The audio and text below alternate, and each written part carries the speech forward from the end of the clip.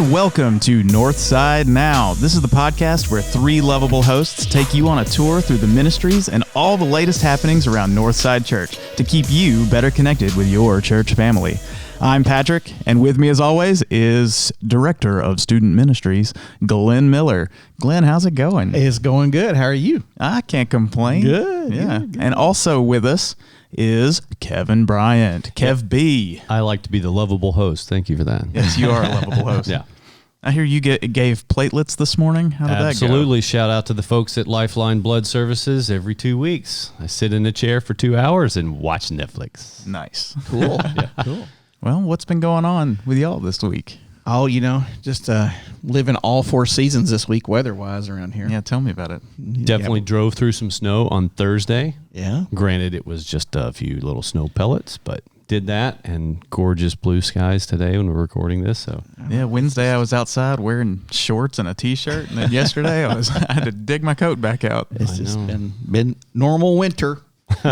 Normal winter. Right. What do they say in West Tennessee? If you don't like the weather, wait. It'll change in about just a few moments or something. it's pretty much true. Well, with us also is the one and only Yakko Matamoros. Hey, how are you guys? Welcome. Hey, welcome. Well, thank you for the invite. Bienvenido. Oh, gracias. So Yakko's in the podcast room today with his Whataburger shirt on. Oh, yeah. I really like the design, which is so funny because I'll never try a hamburger from Whataburger before. We were going to have to Neither solve have I. that. I did not fully 100% realize that, Yakko. We're going to have to fix that. Yeah, well, maybe we should go to, I don't know, Nashville. No, where? No, Which one is the I think we closest? should just go to Florida. Yeah, Okay. Let's do it. Road trip. I thought you were going to say, let's go to Texas. Well, we could, but I'd rather go to Florida right now. Hang on the beach for a while. Yeah. Let's make this a dual trip. Well, I didn't have my first Whataburger until October of 2019. So it's been just over a year since I had my first Whataburger. Yeah. And only Whataburger. So But Whataburger is coming to Tennessee, so Really? it won't be long. It won't be long. Well, that's maybe why I'll have to have one because I've Yeah. not had one either. see something about it coming closer though kind I of know, loses it some of does. the specialness of it. It does. It does. Well, good. Well, we're excited to have you with us today, Yakko. But tell us, how did you get the name Yakko? Because Israel, that's your real name, right? Yes. Yakko has kind of become your nickname. Yeah. But just we don't know you by any other name. In Puebla, my home state, we used to go to the Methodist Church. Uh-huh. So we joined the youth group. My brother and I, in our first activity, they ask you for your name to give you a name tag. So they asked me, hey, what's your name? So I was about to say Israel. And my leader said, no. His name is Yakko, Wako, and Dot. And I was like, wait a minute. Because, at the time, it was this cartoon called Animaniacs. Right. Where, they're siblings. That's why they gave him the nickname. I used to watch that show all the time. Yeah. It was pretty good. It was good, but at some point, my bishop or even my preacher from the pulpit said, hey, Yakko. And my mother was really upset about it because, I spent days thinking about your name, and now people are just calling you Yakko. So, Right. That is true. Yeah. So, yeah. So for all you people naming your children out there, beware. Yeah. Or some youth director's going to change their name someday. That's right. Just to some cartoon character. Yeah. right. Watch out. So just preemptively name your kids after a cartoon character. There you Problem go. solved. There you go. Yeah. Well, Yakko, you work with our ESL program, and the Vine program is what it's called here, right? The Vine. Tell us a little bit more about that ministry. Well, we started People of Hope with Pastor Gary and our second campus. So the idea, the vision was to ministry, to help our Hispanic community. So we did our ESL program, English as a second language. And the response was really big. But then some people from Pakistan show up. Yeah. And it's like, hey, is this just for Hispanics? I said, no, this is for everyone, People from different countries, they start to join us. So the vision changed, it expanded. Instead of just being like Hispanic ministry, it was multicultural. And then we moved here to Northside. So, more people from Japan, from China, they joined us. Oh, wow. So it was pretty cool. So Yeah. How many folks are participating in the Vine? Well, And I know with COVID, it's Yeah, changed a lot, but well, before COVID, we had around like 35, 45 people. yeah. Plus their kids. Yeah, that's awesome. So it was really good, It was it was amazing. It was amazing. It was a blessing, because all the cultures, came together, and one Monday of each month, we invite volunteers from Northside to talk one-to-one to our students, and it was incredible. That is awesome. Yeah. So, and then every 2 months we got together and we had our food, our celebration. Oh, Yeah, So- I've been to one of those, dude. It was. I've had some of those tamales before. Yeah, that is an incredible day. I love that. That was awesome. Yeah. So it was really, really good. Well, cool. So other than focusing on English, what are some of the other things that you're introducing people to Jackson, and what other things are involved in that ministry? Well, something that we realized that we started working with them with our self-esteem. When you are in this country, people start talking to you like very slowly, like, hi, we understood that, and people kind of like make you feel like, oh, you are slow. And that is not the whole thing. So we started like calling them by names, their names. And this woman, her name is Adba. And she is like, hey, my name is Adba. I say, oh, can you repeat again? Well, you can call me by my Hispanic name. Is Alicia, Alice in English. I say, oh, no. Well, I used to go to a different program, ESL program, and they said, your name is Alicia. Because it was difficult for them to Wow. to remember my name. I said, we'll call you by your name. Yeah. Really? I said, yes. So the importance of calling them by name, Absolutely. So the self-esteem, and growing on that, and I think that is the point. And thankfully, we're here on Monday, so they could see room in the inn. And they were amazed, but they thought that it was just church on Sundays. But, church is every day. Right. Yeah, and Monday nights is probably the second busiest night or second busiest day in this church facility. Yeah. So on a normal is that basis. that's when y'all meet? Is on Mondays? Yes, sir. Mondays from 5:30 to 7 o'clock. Do you ever have a need for volunteers or anything? Oh, yes. The last Monday of each month, we need volunteers. Okay. We need volunteers for conversations. And if someone's interested in volunteering, they just need to contact you here at the church. Is that the best way to do that? Give you a call or email here at the church? Yeah, yes, sir. And it's Yakko at northsidejackson.com, right? Yeah. All right, good. Yeah, one of the things that I think maybe this question came to my mind, well, do I need to be able to speak another language or Spanish, or do I need to be a teacher to be involved in this? And what it sounds like, you need people just for conversation. Yeah, you don't need to know any Spanish. Just the English, and we work it out. Yeah, enjoy being with people and connecting with people. Those are the kind of the gifts that I see that Yeah. you need, right? Yeah, something that I really like is that our students, they feel like this is home. So, sometimes they are here early and they feel really good about being here, and greet other people. So that is really neat. Yeah. It's a wonderful community opportunity, I think, Oh, yes. for all of us. Build some relationships and Yes. Yeah, and it trickles into other ministries because I know some of the family members have been a part of student ministries. They've come to youth group and Bible studies and things like that, and that's been really awesome getting to know them because without ESL, we would never have had an opportunity to get to know these families and these students, and it's been a huge blessing to our student ministry to have them. Yeah, that is really neat. And the friendships. We have Aaron Villeda, and he's good friends with Mr. Denny Dixon, and they're like really, really close friends. So it's really neat, we're family. So Cool. Well, Yakko, people at Northside also know you because you like to twist balloons and to make characters. oh yeah. So tell us, how did that get started? How did you discover your talent? Well, in Mexico, we try to approach kids from our community from a different way. So I have a friend in Mexico. He's a professional clown. So I asked him, hey, come and teach us. I will pay you. Oh, yeah, okay. And I invite some of my friends. And I was the worst one. I was very slow. Really? Yeah. Okay. I couldn't make the dog, and my friends used to make fun of me. Oh, you're too slow with this. I said, yeah, but I never gave up. So And then other churches start asking us, hey, how can you teach us? Yeah. So it was amazing. So, and then I came here as a camp counselor. Mm-hmm. I asked for permission to my camp director. Hey, do you want me to, can I do something with balloons? It's like, oh yes, please, by all means. So it was something different for the kids too. So Yeah, cool.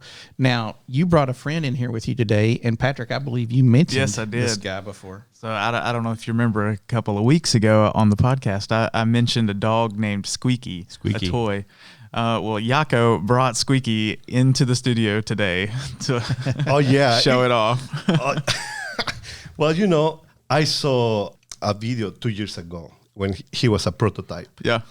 And I told Chelsea, I really want to have this dog, you know. And she's like, no, you're crazy, you know. And then I was looking, and then the release came. It was like, oh my gosh. So Chelsea gave this dog for Christmas. It was pretty cool. He's really neat. This is where I wish we had this videoed so everybody could see the cool thing. Well, I'll tell you what, I'll Squeaky post can a do. picture of Yakko with Squeaky on social Good media. idea. So That be on the sounds lookout good. for that. Yeah. Yeah. So you mentioned Chelsea, and tell us a little bit about your family. Yeah, you're married, and you do have some children, right? Yeah, I call them monsters. They are my monsters. Chelsea is from West Tennessee. She's from Bells. Okay. But we met at Johnson City, East Tennessee. We worked together as camp counselors, 2006. Okay. And then I And went back. she was so impressed with your balloon skills. Yeah. She just couldn't resist, right? Yeah, you know. But it was really neat. It was really neat. Something that I really like about our friendship at first, you know, is like she could understand my poor English.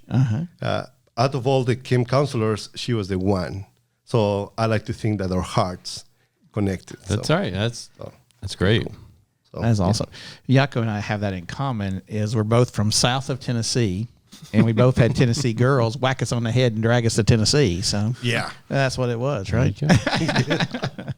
Oh, well, and then I have 3 kids, Max, Violet, and Jude. Yeah, okay, good. So, you know, and they really like balloons, but they're like, oh, it's cool, but that's it. I make like a huge ones. The Thanos, how you call it, Patrick? Oh, like the Thanos gauntlet. Yeah. Yes. It was the Infinity amazing. Gauntlet. It was amazing. I was so proud. It's like, hey guys, look at this. Oh, cute. And that's that hurt my feelings really bad, but you know. Well, I don't think it really matters what you do. I don't think your kids are gonna, you know, they're always gonna see their dad as uncool. You know. Yes, I can vouch for that. I think that's true. Yeah, I've heard superstars and celebrities talk about, everybody's like, oh, there's Tom Cruise, and it's like, oh, Dad's an idiot. So what's your favorite balloon creation that you've ever made? Oh, Let me just say, I've not known you for very long, but since we moved to Jackson just last year, we've gotten several of your creations, and I will say, especially for when our kids weren't feeling well or when we were cooped up during COVID, that is just it brightened our day so much. So you have a wonderful talent. I'm glad you stuck with it from the very beginning. But what's your favorite, Ben? Oh man, there are several. I really like the ark. I make a Noah ark with all the animals. It was huge. I bet. And during this quarantine, I make a big boat that it was really big. I put it on the living room. It was humongous. So my kids had a blast, you know, with that balloon. So Well, they are amazing. I will definitely agree. well, thank you. Beautiful. Yeah, and I've had a baby Yoda in my office that Yakko made for a couple of weeks now. So And you know, I made you the baby Yoda before he was cool here with the Mandalorian. oh yeah, he's made me a couple of baby Yodas.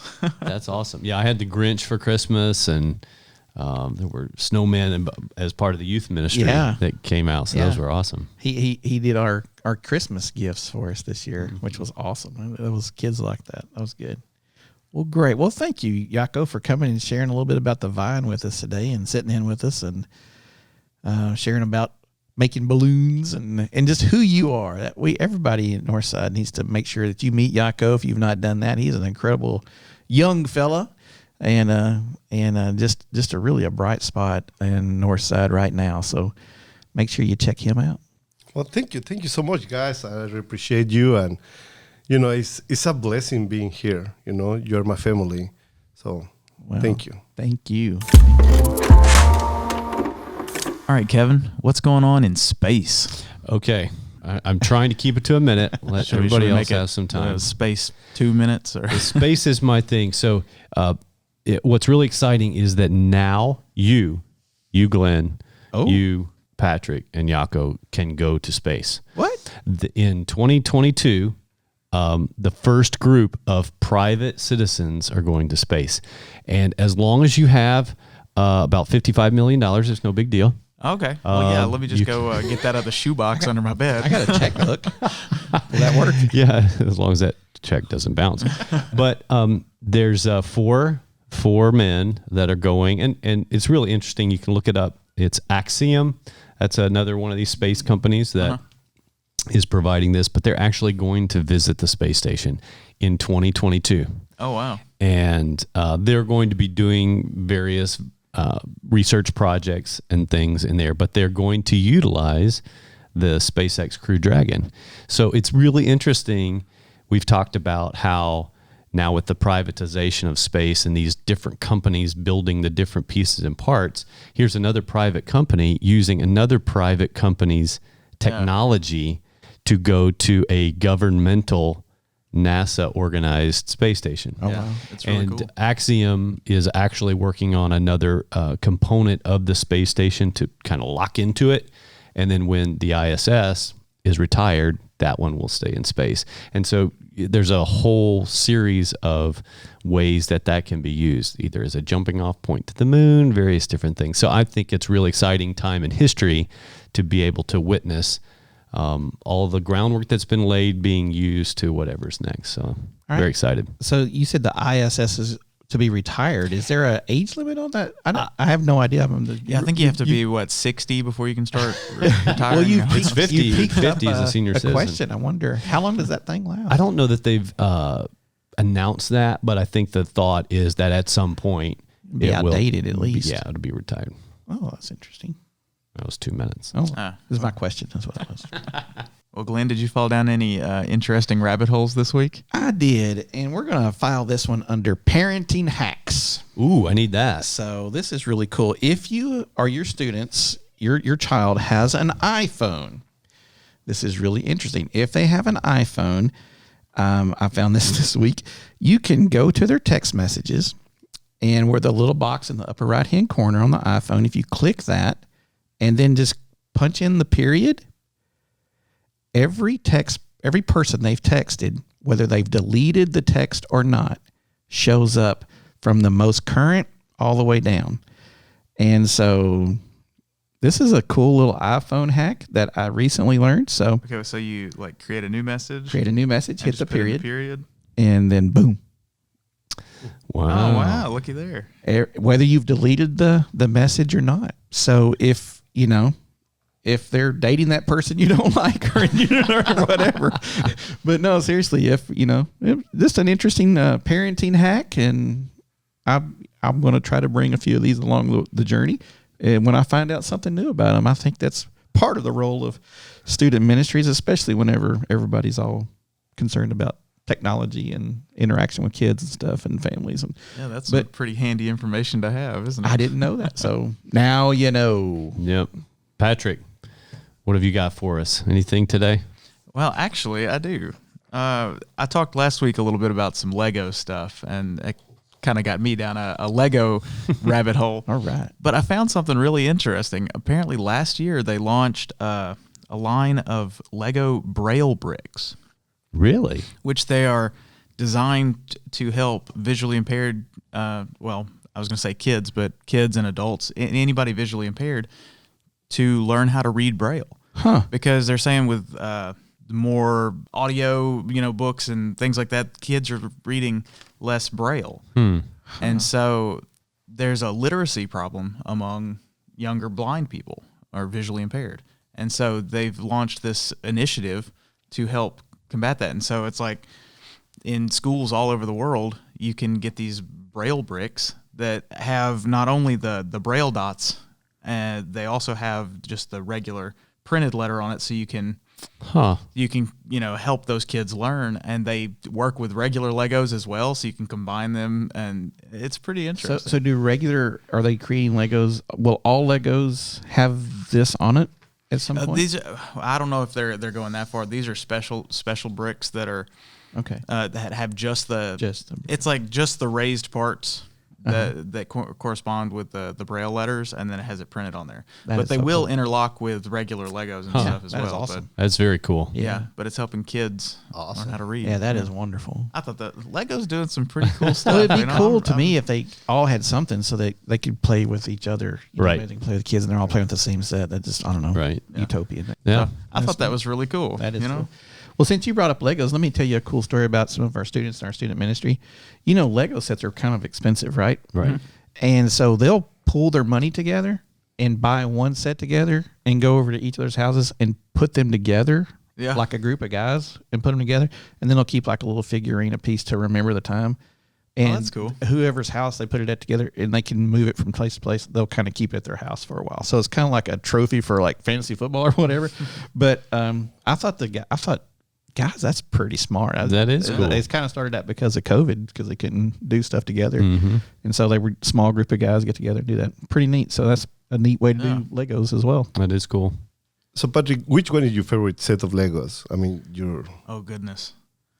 Oh, that's a tough question. That's like asking me which is my favorite kid. Which is your favorite kid? Oh, wait. Now, I don't have this particular Lego set, but it's sort of been like a holy grail Lego set for me, has been the Millennium Falcon. Yes. The big Millennium Falcon Lego set. That's been the one. It's always eluded me. I just haven't had like hundreds of dollars to spend on it. maybe as a wedding gift. What if your dad is like, Hint, Patrick, hint. here? I think Elizabeth might get on to me if I put that on our wedding registry. Yeah, I have the love-hate relationship with Legos. Well, I've stepped on my plenty exactly. of few. And having girls, we didn't have as many Legos then. I know a lot more of them do it now. It's a lot bigger thing now than it was when my kids were. And but I'm with you. I'm the Lincoln Log and Erector set generation. But those are. Yeah. Well, speaking of like parenting hacks and Legos, I saw they make some like sandals with Legos on the bottom. So if you step on a Lego, it just like connects and you just pick up the Legos as you walk down. Oh my gosh. Hey, that way you don't vacuum them up. Exactly. That's right. Just pick them up. And I wanted to ask you two about this. Coming up, we've got confirmation. That's going to be coming up this next Sunday. Glenn, I know you work really closely with the kids, and Kevin, you're a confirmation mentor this year. Right. Could y'all tell me a little bit about confirmation and what that's going to look like? It's a little different this year, isn't it? Yeah, confirmation is going to be February 7th during the services, and it is a little different. We altered the confirmation curriculum just a little bit this year because of COVID, and we wanted to change it. We've been doing the same thing for a while and wanted to make some changes. So our sixth graders go through confirmation, and it's a discipleship program. It's a program where they learn about who Jesus is in their life, who the church is, and how all these interact together. And it's a place where they can ask lots of great questions.